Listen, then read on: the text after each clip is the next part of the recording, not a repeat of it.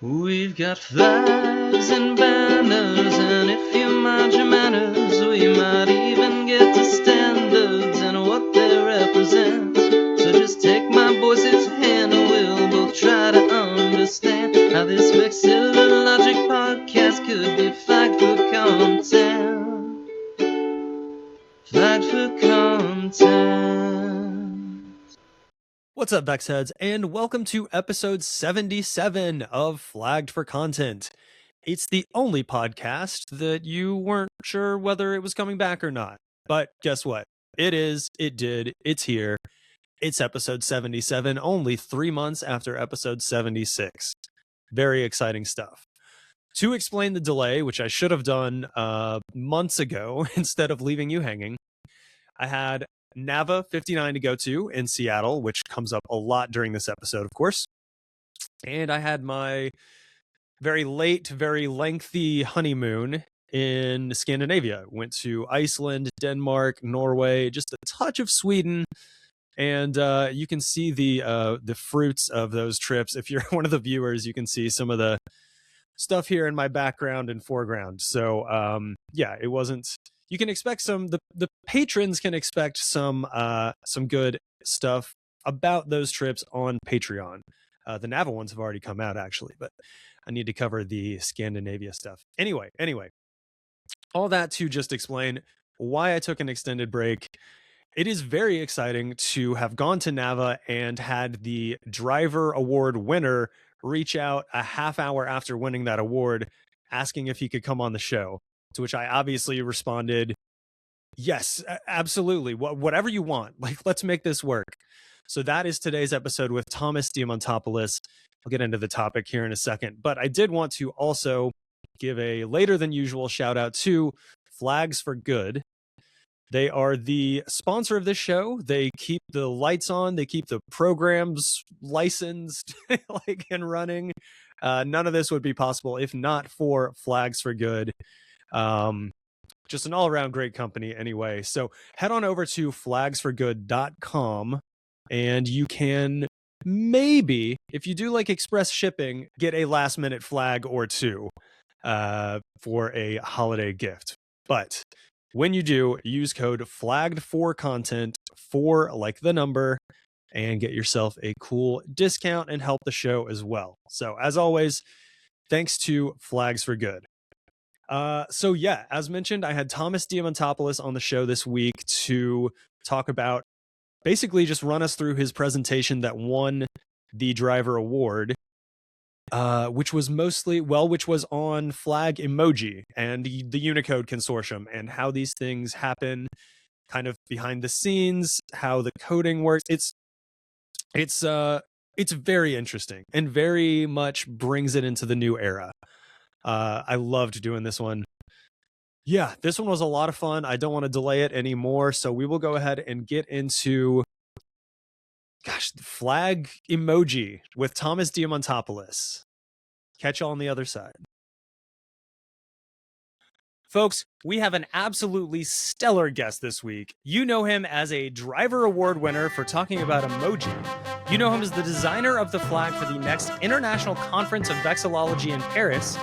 And you know him for rivaling Znamirovsky as one of the hardest last names in vexillology. It's Thomas Diamantopoulos! Thank you, Andy, for the introduction. I'm happy to hear that prior vexillologist's name out loud. I've only read it on the cover page of his book, but I'm not sure that ends up happening. Yeah, right. That introduction was full of it's hard enough for me to pronounce vexillology half the time, yeah. let alone the names and everything that goes along with it. But yeah, so Thomas, broadly speaking, how you doing? Yeah, thanks for asking. I'm doing pretty well. I'm on my school's Thanksgiving break, so it's mostly been a bit of a rest from school. I've managed to get perhaps a little vexillology done and planning out some designs for the NAVA 60 and talking with some friends I met from NAVA 59, but mostly just been relaxing. Yeah, as well deserved, I'm sure. Yeah. Speaking of, so you've been designing some flags for NAVA 60 as well? Yeah, I mean, proposing some stuff. There's Sure. Right. Right. a proposal coming soon. As I'm sure you know about. Yes. Yeah. I'm actually on the, committee that gets to decide what the flag is, which Oh, is, very interesting. it's, so if you want to, I can give you my Venmo after this or. Yeah, definitely. No. Stuff on the side. Right. No, yeah, that's crazy fun. I also did not know, for the listeners and viewers, did not know until we were corresponding for this episode that you designed the flag for ICV in Paris next year, which was in those intro credits. But like, how long did that take you? It took actually. It's a funny story. It was right after I was looking at the results of the Massachusetts flag competition. This was before the finalists, and Right. Okay. it was a bit of a hodgepodge. I remember seeing some AI generated stuff and one image of like a Getty image of a tree. So Sure. I was a bit annoyed, and I was like, I want to just end this in a blaze of glory of vexillology. So for like an hour, I Absolutely. was just like, okay, can I win some other contest? So I tried to make a flag for ICV, and I was very happy I got accepted, despite the fact that I'm an American and definitely it's in France and Right. Right. interesting. Are you going to be there? Are you going to try and be there? That's sort of not sure yet. It would definitely be quite fun to do so, but it would be hard to arrange flying internationally for the matter. Yeah. Absolutely. For sure. Have you ever been to one of those international conferences or? I have not been to an ICV yet. I think like the first one that I was like aware of once I joined NAVA, which is one of the member things of ICV, Mm. was the one in Slovenia, in Ljubljana, I think. But like right when I joined NAVA was right when that was happening, so it was not really feasible. And then I forget what was after that. Then Beijing, I didn't go to, but my wife and I really love Paris. I speak French myself, so we are going to Oh, try okay. our best to go there That's nice. for what will be both of our first ones. Yeah. Well, most of my French is just from movies and cuisine, so. Yeah. I mean, cuisine itself, a French word right there. Oh, really? Surprises you. Right? Yeah, there's so much French influence in English, but that's for a whole different podcast. Thomas, I've got to get to what's on the flagpole for our listeners and viewers today. And here's what that is. We have our usual over and underrated flags. We're going to almost exclusively take a deep dive into Thomas's 2025 Driver Award winning presentation, the one that I teased up top. And if we have time for a few other designs that he's done, other than this Paris one, we will get to those at the end. But other than that, I mean, and before we get to any of that, Thomas, I like to ask my guests, what's the flag that got you into flags? That is an excellent question. I became interested in flags relatively recently and not with one specific flag. But I remember when I first really became aware of flags, because honestly, it's sort of hard to notice them at first. The American flag is so omnipresent that you don't really think status as a flag. You think it's just America itself. But the flag behind you, the bisexual flag, that was the flag when I started learning about queer identities and realizing that was an identity I fell under the umbrella of. That was the first time I was like, this is a flag. It has a specific meaning for one thing.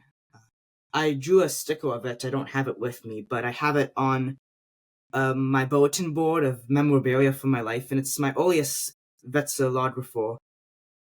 Okay, yeah. Earliest flag in my collection. And I, in general, just like it because you know about the rule of tincture, right? Yes, yeah. Yes.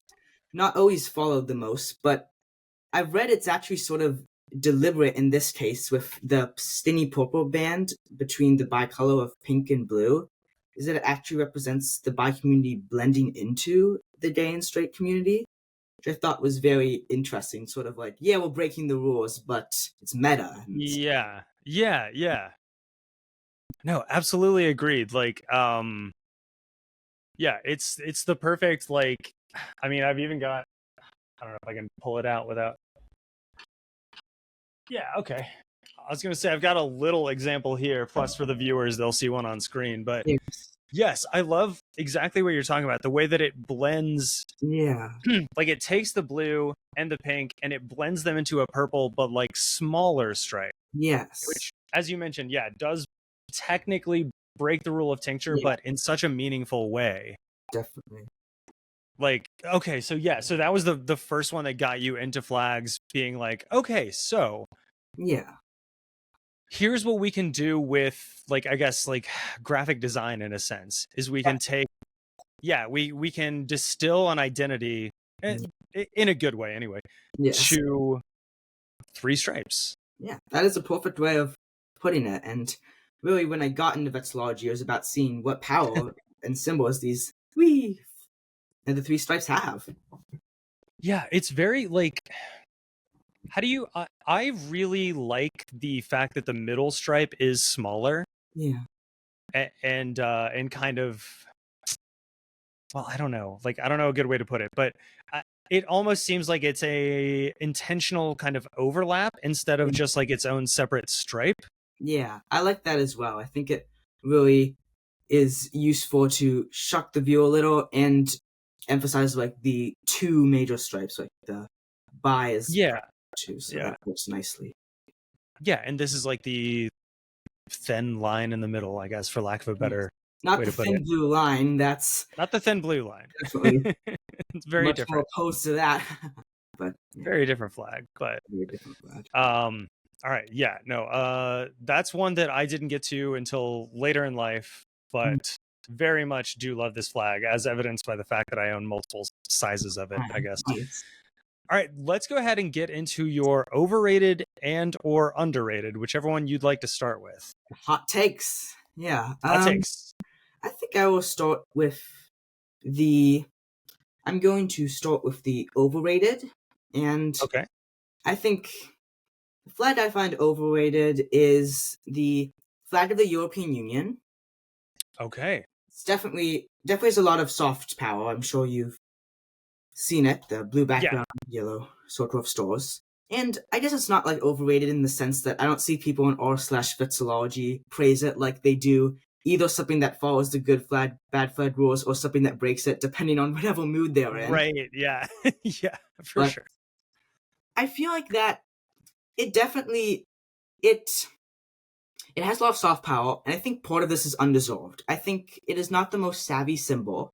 The circle of stars is used so much in so many different contexts that it sort of becomes, it's not as unique and as easy to confuse. Like, I read on the Wikipedia article, actually, I'm not sure if you're aware of this, but the correct versions, the circle of stars, do not point inwards. They point all the same way.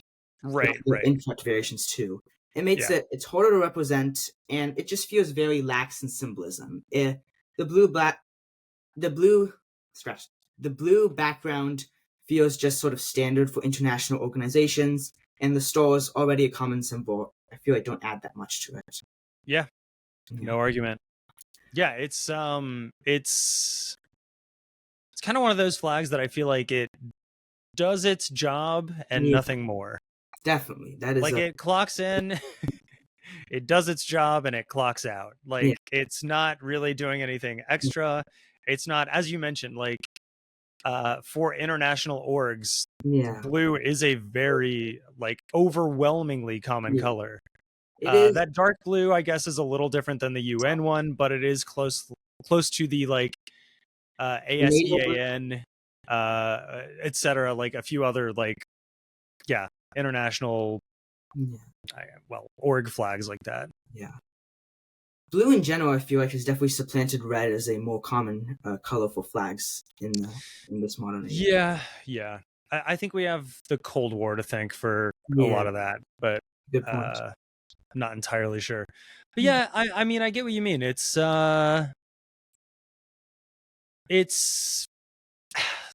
uninspiring, I guess, is like a way I would put it. It's like, okay, yes, I understand what it is going for, what it means, etc. But what was the word that you soft power? Like, can you Yeah. expand on that a little bit? Well, I think it's a bit hard to tell that the European Union flag doesn't do as much heavy lifting design-wise because it does have a lot of in international affairs. I've read that like soft power represents basically cultural power that's not like military based. By the Okay, soft right. power, I mean that we see the EU flag quite a lot. It's on your the string of flags on your wall, the Yes, country flags. it It's is. Yeah. it is in the flag pantheon and it's well recognized, but I think it wouldn't be that well recognized if it weren't for such like a powerful group itself, the European Union. Right, right. Yeah. And that's honestly all you need for something that's overrated. Yes. So, yeah, no, perfect. All right, let's go ahead and get into your underrated flag. Yes. Underrated flag. Well, this flag is definitely less known, and it's a variety of one of the other flags behind you, the Cascadia flag. Cascadia is. Do you know about that concept? Or Yeah, I mean, you could expound on it for sure, but yeah. it's a concept that like Washington, ports of Oregon, ports of California, they share a common identity, not really national, but more just in their similar environment, in Yeah. similar ecological connection. So Right, right. people have made some flags. What is called the Doug flag behind you is one of the most common ones used. Hmm. But I think a flag that it was recommended to me by a friend of mine, Dennis Eden, the McCloskey flag. Someone named McCloskey made his own Cascadian flag. That it's certainly not the best flag. It uses a green background, some wavy blue stripes with some white, and a emblem with sort of like a half crescent and a star. It's not the most. It's definitely not the best design. I think that there's some color clashing. It might not be as memorable, but there's some more unique symbolism. The half crescent is a rough outline of the map of Cascadia, but it's also like a sail or like a wave. And I think that with the drawbacks of the Cascadia flag, like it looks pretty similar to just a normal national flag. Uh, there's that dark green or dark blue or black. I'm not sure what color that tree is. Yeah, on mine it's black. And I think it is technically black because you have to Yeah. order these flags directly from the manufacturer. Like Oh, they're one of that's those where it's like a copyright issue. I could not get this through Flags for Good or anywhere else. I had to get it from them. And yes. so if they say it's black, then it is black. Ah.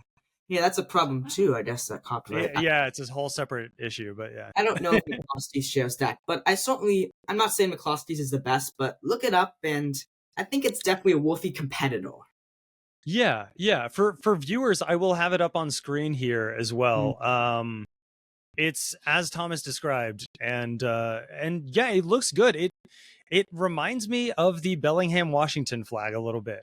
I But didn't. Bellingham, Washington, you know, a not central geographically, but like a central kind of place in Cascadia. So Yes. it's not perhaps a mistake that they iterate off each other a little bit. So yeah, no, I think that's very interesting. I have never been a huge fan of this Doug Cascadia flag. But I do really like, and separately had not seen the McCloskey one until you showed it to me or sent it to me as a as one of your underrateds here. So yeah, no, very cool. Very cool.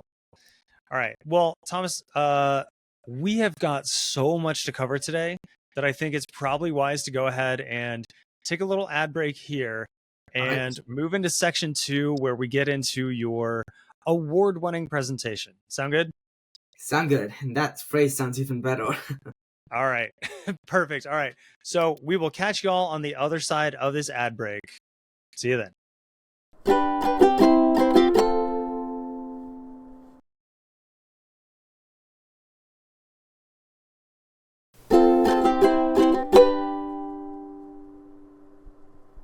All right, VexHeads, we are back. It's part 2, more with Thomas Diamantopoulos, and this is the part that you all came for, I'm sure. We are going to break down in detail his driver award-winning presentation from NAVA 59 in Seattle 2025. Thomas, if you could give us like the elevator pitch, the brief rundown of it in a minute or so, what would that look like? All right. Elevator pitch for my presentation is basically I cover emoji relating to flags. I cover this in 2 ways: the similarities and differences of flags and emoji symbolically and with various design practices, and the unique syncretism of flag emoji, those emoji like the US flag or the Chinese Right. flag. So yeah, like you talked about in your presentation, a lot of like Unicode stuff. Did you start liking flags first, or like coding stuff first, or how did that work out? Yes. Well, Andy, I think that's an interesting question because honestly, I'm not into coding. The extent of my Unicode knowledge, I know it sounds a bit surprising, but it was mostly just me looking at emoji and being like, oh, so that's how they work. That's the other way around. Okay, right. Yeah. Fair But- enough. So yeah, no, sorry, go on.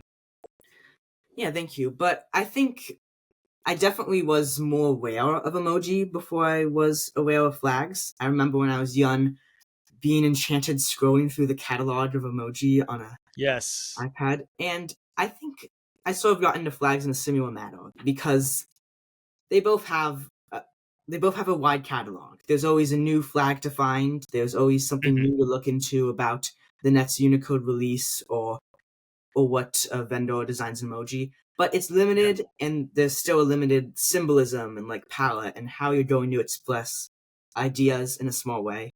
I think it's a similar love of just symbols and icons. Yeah, okay. All right. That makes absolute sense. So, okay, yeah. I can see how you got here to what you wanted to present on and everything in that case. Without further delay, since I know this is what most of the listeners and viewers want to get to, is could you kind of do your presentation in a sense without actually doing it? Yeah, I can pull up that. Yeah, if you've got it handy. Have it, Andy. These listeners seem pretty rabid. Listeners, we might not have enough time for all the presentation elements. We'll get to it. And if we don't, sign up for the Patreon. Yes. Okay, so Thomas, we've got you sharing your presentation now. Take us through it. Yeah, well, Andy, my presentation starts as presentation style begin with the NAVA sanctioned title slide. Of You course. got that NAVA 59 flag. You got that subtle light blue tone. Perfection. But Oh yeah. yeah. After that, things get more chaotic. But I start with a roadmap, with at least some organization, because the whole project grew from this one idea into this big mushroom of emoji history, of similarities, of info and flag emoji. I even wrap up some of the intricacies, some of the problems that have happened with flag emoji, and I conclude it all with this big analysis on like why flags and emoji different, why they're similar, what should we do. So my parents were like, Thomas, you gotta lay this out. Right. Yeah. I do start with what are emoji, which felt a little strange at first, but I think it's something that we think about a lot, but we don't really know exactly what makes them them. I guess it's a bit similar to flags in a way in that manner. Yeah. But I give a textbook definition. Those good old pictographs inside text. I'm sure that's what we always think when we... Yeah. Right. Yeah. When you text with emoji, what are your top emoji that you use the most often? Oh God. I think so. Actually, best place for me to look is Discord, probably, because they keep like your most used ones like at the top. Oh, that's useful. I think, yeah. So according to that, my most common ones are like the rock on symbol, like the devil horns, without the thumb sticking up. Yeah, just those. And then I use the orange heart a lot instead of the red heart. Huh. To kind of mean the same thing, but being from Knoxville, Tennessee, everything has to be orange. Oh, what's it? On the Yeah. flag. Yeah. And then I think overwhelmingly, even aside from those, it's the laughing, sweating emoji. Like the one where it's clearly a laughing face, but it has like a drop of sweat kind of like near the eye there. That is a I good don't know one. why. Yeah. Just that sense of nervousness, but humor in the whole Yeah, thing. I think it's an anxiety ridden Allows you to carry. emoji, as I am an anxiety ridden person. So it makes sense. It works. Yeah. Definitely useful in situations like editing a podcast or presenting something like about standardization to people who probably didn't even use an emoji that often. Yeah. NAVA user base use a bit older, but to make sure use emoji like what you use on Discord actually pop up correctly, like the correct color of heart. There each a specific code by Unicode, this giant organization that standardizes how letters and numbers and emoji all show up on your screen. It makes sure that you get the right one. Yeah. You give them codes. They sometimes give them sequences of codes if they want something special. And they made some ground rules. Like you can't, once you have an emoji, you can't get rid of it for backwards compatibility. And then... Oh, okay. Yeah, I know. There were some useless ones, like it became a trend to use that was it like a gondola? Have you heard about that trend? Oh no, I don't know that one, but it was one of the least used emoji, but people used it unironically for laughing or something.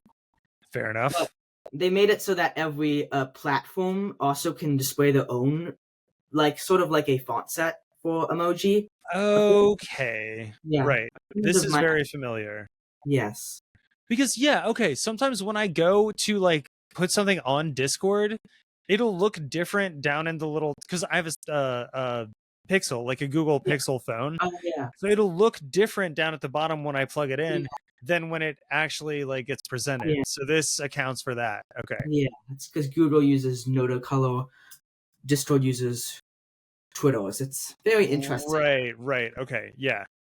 A friend of mine, Dennis Egan, compared it to heraldic blazons in that you have the same sort of specifications, but you can render it like differently. Oh yeah, no, that actually makes sense and ties it more into our our usual world here as well. Yes, because yeah, just like a lion rampant or like, okay, so he's standing up doing this and he's yellow, but other than that, like, you get to decide what that looks like. A face or criant in joy. Yeah, etc. Yeah. I gave a little relevance just with some examples of emoji and like what sort of uses they are. Oh, there's my sweat emoji. Yeah. There's gestures, intonation, there's anxiety. There's a lot of stuff to try to make it work better with such an important conference. So doing that, I get into flags and emoji. I get into some similarities between good flag, bad flag, and some of the Unicode guidelines for proposal, which was surprising when I looked at it, but I thought this would be a very nice way to appeal to the vexillological community by talking about distinctiveness, for one. Yeah. Like, Unicode gave a beer mug as an example of something that is distinctive. Like, though it looks different, you can tell what it's meant to be, and so a platform can render it in different ways. But if you did something very specific, like mug of light beer, that's already taken by beer mug. People are going to be very, very confused. Just like how they'd be confused with flag of Manitoba versus the British red ensign. Okay, yeah. That was a fun one to talk about with the Canadian Prime Minister there. I don't know. I was going to say, like, I don't know how many times you made eye contact or whatever, but... Yes. I mean, to be fair, he had made a very similar point just a day before, or a couple days before, but... I think he was more of a fan of Manitoba's, though. he said. Yeah, I guess more so than most. Yeah. But there's similarities in simplicity. You got to make emoji small. Flags can be small, so they need to be small in either way. One person, Jennifer Daniel, who leads the emoji subcommittee at Unicode, made a simple emoji font for this reason, to get like ideas more easily communicated. And just like flags, you need a basic idea. You need something that's drawable, rememberable, can get across well, and you need it to be pretty small. You need it to be like a postage stamp, even in some cases. Yeah. Makes sense. Yes. And then I go into symbolism as well. This emoji looks pretty weird. It actually represents sleeping in Japan. Like there's a manga trope related to the bubble. Okay, so I remember you talking about this one when you were doing it as the presentation, and it's basically it's like a snot bubble or something, right? Snot issuing from the nose. Okay, so it's that very like that seems like almost heraldic, like snot issuant from nasal or whatever. Like that would like is something. I know it's not something we're going to hugely touch on, but the differences between like Eastern and Western. I wouldn't want to touch it either. It's pretty gross, that snot bubble. Right, yeah. I never used this one. Yes, because in Western culture, we're a bit confused. We think it's like we're tired or bored, or... Right, sorry. In Western culture, we think it's like we're sad. It's like a teal maybe, or we're bored. But in Japan, they know it's like a trope in anime and manga, like you're sleepy, like... So there's different symbolism with cultural context. That's also in flags, like Turkmenistan has that crazy carpet, but it means something culturally. And the Iroquois Confederation has the wampum belts, it means something culturally. There's symbolism on cultural levels in both cases. Right. So then I get into flag emoji themselves, like because those are used as well, those little icons like for US or China or... There's quite a lot of them, actually, but... Yeah. This was the bulk of it, especially... Sorry, I'll let you continue. Yeah. So I got into, like, before Unicode standardized them, it was a bit scattershot, but then there was actually a simple... They started doing the same set of, like, 10 or so flags. They just decided, hey, I think China and Germany and these other ones work. Okay, for our listeners who are not like viewing this, can you actually maybe even like go back a slide and describe? Well, I guess the back a slide one. Yeah, so he's talking about pre-Unicode stuff where it's, as you said, it is just pixels. Yes. But what's up with the like Japanese and racing flag and the SoftBank 99 set? Like the little... Are they kind of like gray pixels below the black pixels in the Japanese flag one? I don't really know if that was intentional. I think it's or pretty... Or is that just the way it's rendered? Like, yeah. Probably just the rendering, probably just where I got it from. But yeah, you notice the pixels, it's pretty pixelated. They didn't have that much space in the sets, so they chose with... Since emoji rigid in Japan, they chose with Japanese flag and racing flag at the very beginning. But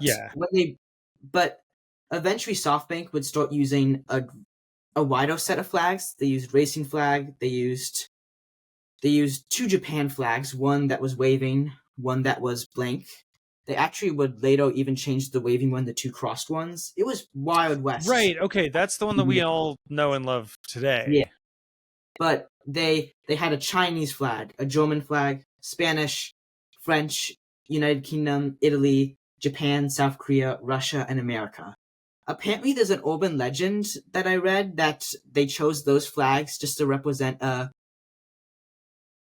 cuisine, just French flag for that and all those others, but I'm not sure how true that is. Yeah. I can see like there being a few reasons behind these flags. Yeah, definitely some of the more powerful countries. But then eventually some other vendors added some stuff like a waving red flag. And then when Apple got into it, their emoji set was the most famous, and they used the same bit of flags that SoftBank originally did. Okay, with that like distinctive like waving pattern. Yes, the waving pattern. That even if you're a listener, you can like see it in your mind's eye. Yes. Flags are, I guess, at the most iconic when they're fluttering in the right. breeze. And it seems like they're the first. Well, actually, no. In that KDDI set from 2001, their British flag does have the like red and white on the diagonals correctly done. Yes. Which really? is a weirdly interesting detail. Like, yes, that is they didn't impressive. have to do that, but I appreciate that they did. Very nice of those. It may have been one of those things where it was like honestly easier to do it than not to do it. Like I know like when they when they first designed Mario, like from Mario Brothers, the reason he wears a hat is because that was easier than hair. And like the overalls were basically an easy way to say where his arms were and stuff like that. It may just be that they were forced to do this, but it looks, you know, hats off either way. Yes, hats. Well, not hats off because the hair is so hard to render. Well, yes, thank you, Jesus. I forget myself sometimes. But when Unicode stepped in, they were all like, "We can't do this. We need more flags." The rallying cry of the vexillologist and Unicode at that time as well. Right. Yeah. So they did this wacky ingenious thing. They made instead of all the flags, they made 24 characters that were just letters of the alphabet, basically. Yeah. And then so they could be used in sequences for flags based off their country code, something that is standardized by a different group. So if you have this U character, the regional indicator symbol, and the regional indicator symbol letter S, if you have it in a sequence, vendors are going to render it as the US flag. And you don't need to encode a different thing for the US flag. You just have a little sequence, which is definitely strange. I did not expect that how it's done. Yeah, that is interesting. Yeah. So okay. Yeah. It takes a little bit to wrap your head around this. Yeah, for sure. But like that's how they get around like, well, because sometimes you see it like misrendered when I guess like whatever they're putting it into doesn't accept, I don't know, Unicode stuff or whatever. Yeah. Where you'll see like a little like ...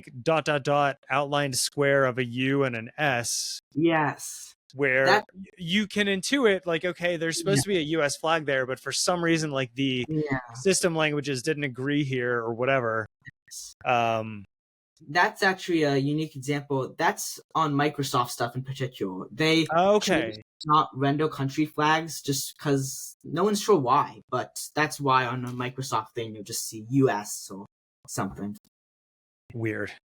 Very weird. Very weird. Yeah. But eventually they decided to do some other wizardry with the subdivisions of Britain. They chose to have Scotland and England and Wales with some extra characters in a different sequence type thing, where you had G, B, S, C, T characters in a sequence for Scotland. And actually, any platform can do this for as many different subdivisions as they want, but Unicode's all like, how about we just try England, Scotland, and Wales? And that's usually what that's what Apple does, that's what Google does. Yeah, so what's the waving black flag have to do with... That's just like a base? Yeah, it's just at the beginning of the sequence. I'm not sure why it wasn't in the regional indicators one. Yeah, I'm not sure exactly why there's the waving black flag there. It's just to begin the sequence to just be like, hey, we got something flaggy going on. Okay, yeah, it's like a here's the base and here's what you need to put on it type thing after that, I guess. Yeah. And then there are some other flags that like don't represent geography, like the checkered flag. But some of these, like the rainbow flag, are actually a different type of sequence where you have a special zero with joiner character. These just join stuff. Their goal is to basically have it so that the vendor is like, oh, a rainbow, a zero with joiner, and a flag. Guess that's the pride flag. Okay, yeah. And do you know, well, Do you know why this one uses a white flag as the base instead of the black flag like that last example? Yeah, I have no idea. I think perhaps these stuff happened at different times. I think they just thought of it differently. Okay, yeah, no, fair enough. Because I would use the white one because it to me reads as it's blank, you can add stuff to it type thing, more so than the black one. But yeah, but it also means like surrender. I don't know. I think the black flag might be more. I guess it's anarchism, but yeah, well, yeah, yeah. If your sequence doesn't work, which would you rather have on your screen? True. The black flag. Yeah, it's the black flag for me. Yeah. But then I talked nice animation. Oh, thank you. Yeah, I had the Premio PowerPoint suite on my Microsoft no render flags device. Hell yeah. I talked about how Unicode, despite all of this, perhaps they were just annoyed about the whole black flag, white flag thing. They decided to stop adding new flag emoji. Right. Yeah. Yeah. They would still add if a new country is emerged, that would still be added. But they were like, we're not going to do any more pride flags. We're not going to do any more non-national flags. So this was the type of thing that at NAVA, everyone was they were a little annoyed. When they asked me questions, they were all like, can Unicode change their policy, please? Yeah. That was most of the questions you got. Yeah. Were like, how come? Why? Yeah, it's a little disheartening for anything to go against flags, but I tried to explain that they didn't like the flags as much because the vendor had to choose a design even when things weren't official. So that could be a little hard. And then in the case, sometimes things got a little strange. You had to choose your design even if something wasn't official. You had to put everything in the correct ratio, which could be very annoying with square flags like the Vatican or Switzerland, or weird ones like right, because it wants a default of this shape, basically. Yeah. You might get some stretched out stuff, or those Nepal flags with that white background. Yes. Yeah.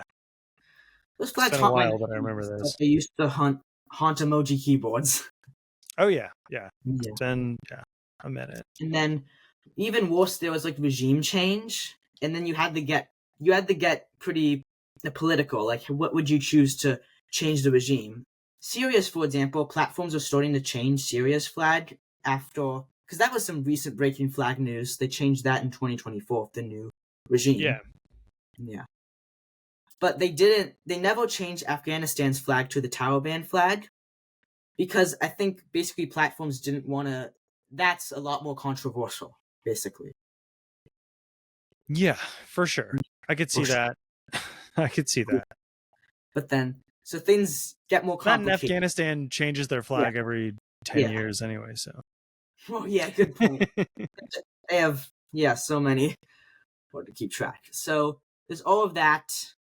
There's a lot of considerations. Unicode has no support for geographic flags that don't have their own code. They're not sure how that would be rendered, so no Aboriginal flag or Sami flag. And then some flags that were even popular took quite a while to add, like the transgender flag. There was a great quote that this one activist was all like, there was a lobster emoji before a trans flag. Is a crustacean more important than like gender? It was a big one. Yeah. No, I remember you saying that in your presentation. Yes. So flags were basically a bit more than they bargained for. You had to basically also address furthering causes. Unicode's guidelines are like, we're agnostic on that, but then flags often you have to change them quite a lot for political causes as well. I think like if we could just like briefly pause there, like because it goes back to the last few slides too, but it's so interesting to me how like it's not. I remember like a podcaster that I listened to a lot was pushing for years, like 2 years, but like years to get there to be a buffalo emoji, like just in the animals category and everything. and they just like wouldn't. They would send him letters back and be like, oh, well, you know, like it's not too much of an issue for us. Like there's not a lot of demand for it, et cetera, et cetera. And like, and that is an animal which is inherently non-political. I guess, yeah. But for Unicode, the consortium, like you've gone into and went into a lot in your speech, and I'm sure we'll go into a little bit more. Like for them to have to pick a side probably is a huge pain point for them, because like, what do you like? There's a 0% chance of making everyone happy. Yes. There's 100% chance of pissing somebody off. Like, you know, I guess those go hand in hand, but like, it seems really difficult to have to walk a line. Yes. In certain scenarios, when a flag changes undisputably, like the flag of Minnesota changed like this to this. If they did state flags, sure, that's a 1-to-1. But I get what you mean with Afghanistan. Like, there's still like a little bit of a dispute about that. I mean, for whatever it's worth. And it's very difficult for consortiums writ large to take big political stances and big swings on things like that. Like, I don't know, just to rationalize it a little bit to myself, I guess. But and I'm quite glad that you mentioned that, because that was sort of, I concluded my presentation sort of like with this, comparing these similarities and differences with flags, their construction and history. But basically, it is what you mentioned with like the buffalo. It's hard to get in there. It's hard with flags to support the changes. Basically, those are the major. No matter how similar, flags and emoji are in their use. When you put it through Unicode is run by big tech companies. For flags, you can theoretically design your own flag. You can get some flag maker. You can make it become popular. For emoji, that's a lot harder. You have to move at a slower pace, and I think that is why it didn't really work out. That's why they had to stop making new flag emoji. The institution of Unicode in the end was a lot more important than whatever similarities flags and emoji had. Yeah, fair enough. Fair enough. Yes. Why, like, I would like to point out that at least your podcaster friend did succeed with the buffalo emoji. It is one of the Unicode emoji. Yes, it finally is now.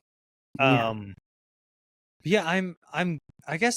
all right, I've got a few questions, but I'm gonna save them for after this break.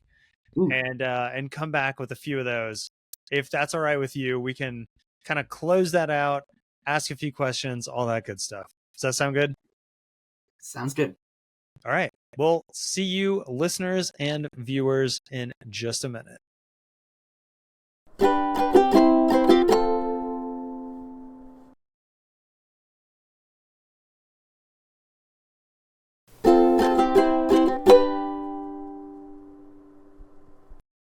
All right, VexHeads, we are here now in part 3, a little bit more with Thomas Diamantopoulos.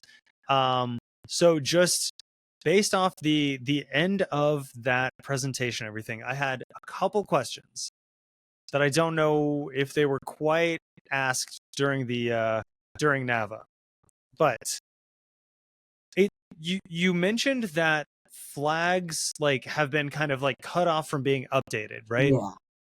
But then there's also the flag of the Åland Islands, like A with the little O above it, LAND Islands. That's I think technically in Finland, but they speak Swedish. And I don't remember that one being there years ago. Like, that one seems very recent, as do a couple others. There definitely are some more recent ones, but I think that Åland, when I checked Emojipedia, which is a Unicode affiliate, it seems it was added in 2015, which was the year that when they started doing the regional indicators thing. Okay. And the Mandela effect. Okay, so yeah, I'm like way off on that. But what about, all right, like, the like Channel Islands and stuff. I could have sworn that Sark came up recently, whereas like maybe Guernsey and Jersey were already there. Yeah. And I don't know if Sark is like its own special case or If it got in just over the line or what? Yeah. SORC is a special case. That's a great way of putting it. Though Unicode decided to not accept proposals for new flag emoji in 2022, they still said that they would accept recommendation of rendering flag emoji for new two-letter sequences. So if there was any new country, or if, for example, the International Standardization Organization, if they chose to be all like, hey, you're sort of special, if they chose that, there could be a new emoji. And so coincidentally, like 2 years later in 2024, around that time, ISO decided to exceptionally resolve SORC as CQ. So SORC became the first flag emoji sequence with those ISO codes to be recommended by Unicode since 2015. So SORC sort of snuck by there. Weird. Okay. Very weird. Very weird. I guess like I don't think I noticed that Sark had one until I noticed that like Jersey and Guernsey also had ones. So in my mind, like it all happened at the same time, even though clearly it didn't. It wasn't. It might make sense to have it be the same time, but it all had to do with bureaucracy and different international standards. Not sense. Yeah. Yeah. No, I feel like I don't know. Like I feel like I scroll through the flag emojis like on my phone, and occasionally there are new ones, but it's probably just a function of me not having seen or like even needed them before. Yeah. And being like, oh, snap. All right. All of a sudden there's that. Like you said so there's like a trans pride flag now. Yeah. But there wasn't years ago. Is it like based on, do you know if it like uses the same code as the pride flag and just has like different like color indicators, or sorry, I know this is out of left field, but like I don't know if you know. No, it's fine. Yeah, it doesn't use the same sequence as the rainbow flag. It uses a different zeroth joiner with that white flag and a trans symbol. That one with like the male symbol, the female symbol, that special little right. one. Okay. Yeah.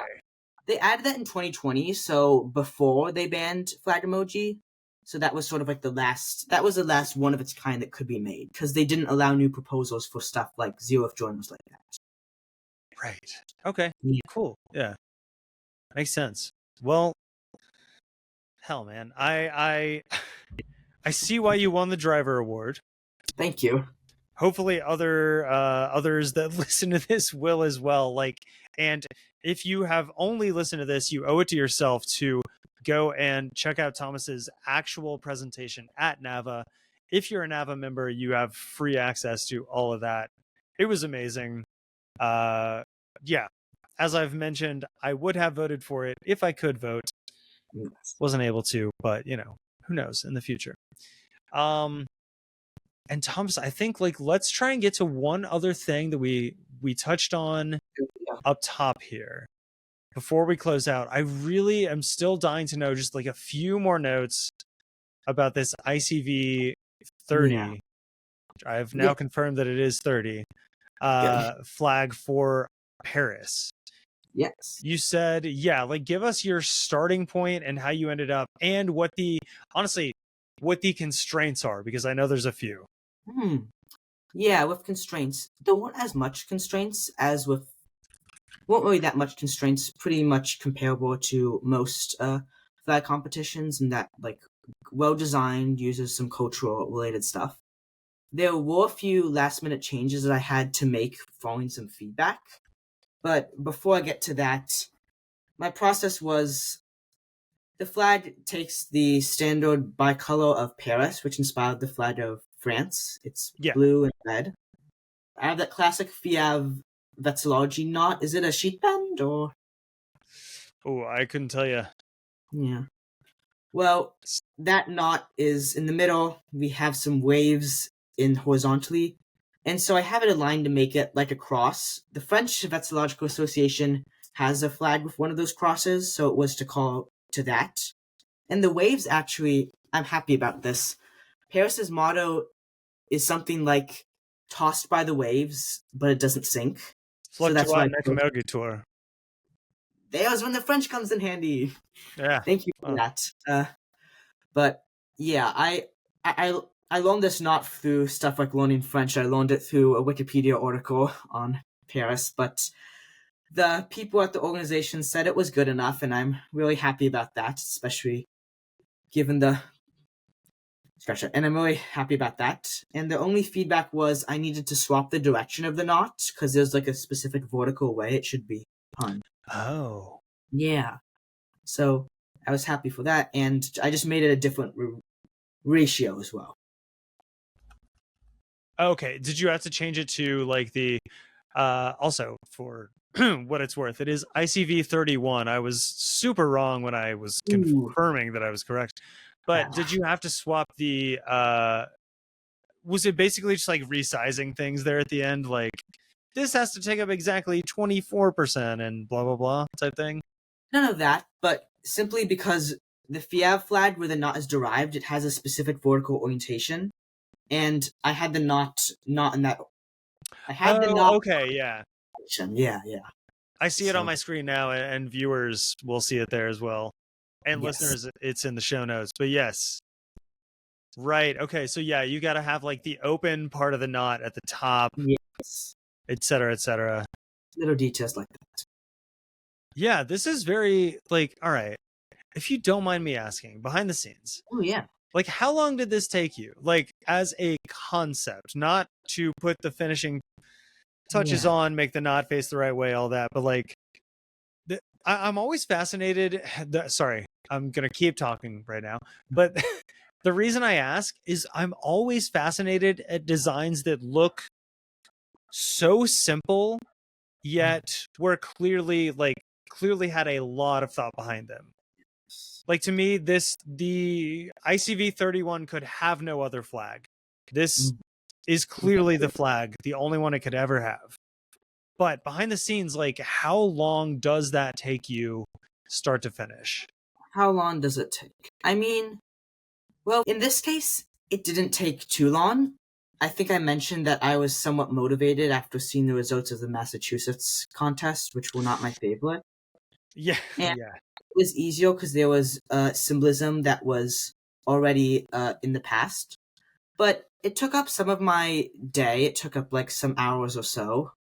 Yeah, it seems, I don't know, like it's a weird thing where like I don't want to like not give you credit, but at the same time it seems like it could only ever be this. It could only ever be the blue, some kind of white symbol in the middle, and then red. And that white symbol seems like it should obviously be the vexillology loop. Yes. The addition of the waves is what kind of makes it a little bit next level for me, given that it's not just France, it is Paris specifically. So the fluctuat nec mergatur comes more into play with that. Yeah. Well, thank you. I was a little worried about the waves at first, you know? I feel like a lot of flags incorporate them, and it didn't want to... Yeah. Yeah, fair. But yeah, I don't think you can necessarily... I don't think you can have one without the other on this flag. Between the knot and the waves, I mean. Yeah. And then, yeah, I don't know. I guess that's what impresses me the most, is that certain parts of this seem like a no-brainer, but they only seem like a no-brainer to me in retrospect. Yeah. Like, as someone who is not good at designing things, I don't really have an eye or a talent for that. In retrospect, I can look at this and be like, yeah, that could only ever be Paris or France if it didn't have the waves, or, you know, whatever. But it's so interesting to kind of go into the mind of, like, I don't know, like from the start to finish type part of that. And do you like, here's some like, actually, yeah, I wanted to ask you on a couple accounts.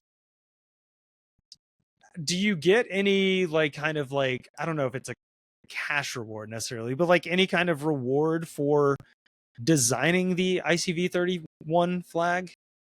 I don't think... Other than just knowing that you did it? Yeah, no, I don't think there was any award besides the knowledge of it. I got to know about it a few days early, so that was fun trying to keep it a secret. But oh, that's fun. Yeah. Yeah. No reward, but I was still very happy when I heard out about it, and I think at this stage of my life where I'm pretty young, I don't have a job right now, I don't have to focus on the money, so I'm pretty happy to just get my get myself into vexillology, get some recognition, and try to see what I can do. Yeah, and I think you've done a great job of getting some recognition between getting the ICV 31 flag and winning the driver award in the same year. Just to kind of like round things out, I just want to know, now that we've gone through your presentation that won the driver award, like, how does it feel to be a winner? Like, can you put that into words? It feels pretty great, I guess. It feels sort of like in a way too good to be true, but not in a way that it feels like they're lying to you, more in a way that there was, I think, like, this Pythagoras or some philosopher talked about how there are no like perfect circles, but we can still envision them in our mind. Like, you're gonna circle around a bit, but you know what a perfect circle would look like. Right. This felt like a perfect circle come to life. Like, I imagined it could be possible I could win the driver award. I would not expect to see myself winning a driver award. It felt like that, I guess. A very well, a flag with very good design specifications. Different term. Yeah. Okay. Yeah, I think we can all appreciate that feeling. Yes. Well, Thomas, we unfortunately have to kind of get out of here at this point, at least other than the Patreon stuff. Ooh, yes. So I'll go ahead and say you can find the show on our Linktree. If you search linktree.com/flagged4content, all spelled out. That is actually how Thomas got in touch with me to be a guest on the show in the first place. We have a little submission form there. If you yourself would like to come on as a guest, or if you know somebody who you would love to see as a guest, go on there on our Linktree and put all that in. Elsewhere, we are at flagged4content for like the number on all social medias, anything with an @ sign. And Thomas, where can we find you and follow you and all that good stuff? Find me and follow me. Not that much yet. I have a NAVA profile, and my email is thomas_d12@outlook.com. But I don't have too much social media. My parents wouldn't allow it. So in the meantime, you would have to stick to the NAVA website. Cool. Yeah, perfect. All right. So that pretty much rounds us out. Yeah, so Thomas, I've got a bunch of notes here, but none of them say how to end the show. So if you have any kind of like quippy quote or anything like that. How about let's make like a flag and fly? That sounds great. Thank you, VexHeads. We will catch y'all on the fly side. Take care. Flagged for Content is proud to be sponsored by Flags for Good. Go to flagsforgood.com for more information. Flagged for Content is hosted, produced, edited, occasionally written, and always nitpicked over by me, Andy Richardson. Catch y'all on the fly side, VexHeads.